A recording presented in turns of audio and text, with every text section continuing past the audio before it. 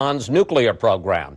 And it's time now for our Sunday group. Republican strategist Kevin Madden, Nina Easton of Fortune magazine, radio talk show host Laura Ingraham, and former Democratic Senator Evan Bayh. Senator Bayh, you have served in the Senate for 12 years.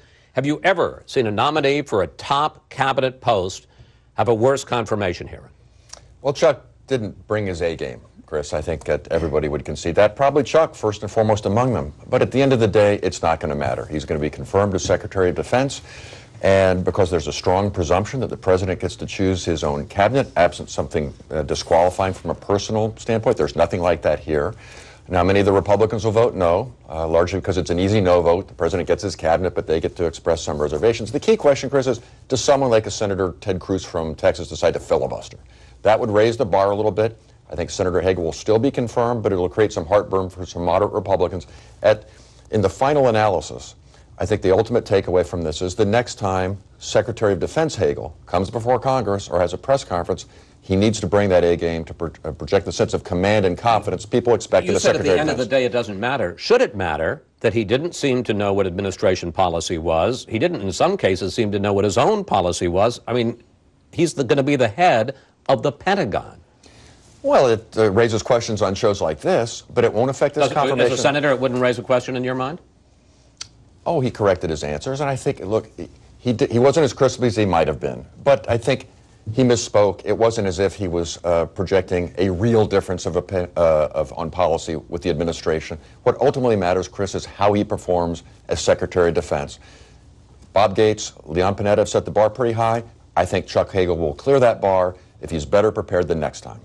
Laura, at various points in Hagel's testimony, he didn't seem to know or have thought much about major issues, about the Pentagon, about its funding. At one point, he called the Iranian government legitimate and elected. Are you as forgiving as Senator Bayh? Well, I think the Russians and the Chinese were probably watching how this played out, because Bill Kristol was right when he said this was not just a second-rate performance. This could have been the worst performance that ever took place at a confirmation hearing, and that's saying something.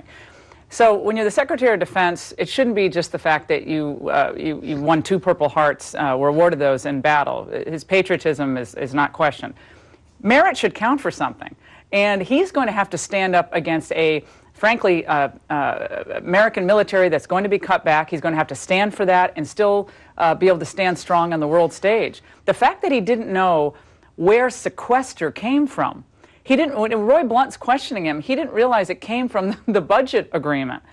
That in and of itself was disturbing. I mean, you'd expect an aide to him to know the answers to these questions. He seemed completely out of his depth, which was surprising, knowing that people like McCain were going to be very tough on him. This couldn't have come as a surprise to him. I thought it was a shocking performance, really shocking. And then, Nina, Hagel had to deal with past remarks, such as his 2006 comment that the, quote, Jewish lobby had intimidated people on Capitol Hill to do, quote, dumb things, which led to this exchange with Senator Lindsey Graham. Give me an example of where we've been intimidated by the Israeli Jewish lobby to do something dumb regarding the Mideast, Israel, or anywhere else. Well, I can't give you an example. Nina, which raises the question, why does Barack Obama want Hagel in the Pentagon in the first place? Well, here's the thing. I think that his stumbling, we're all focusing on how he stumbled. What troubled me was the peek into his worldview, which in fact I think is the president's worldview that we're seeing in the second term. And that containment exchange was very much front and center in this.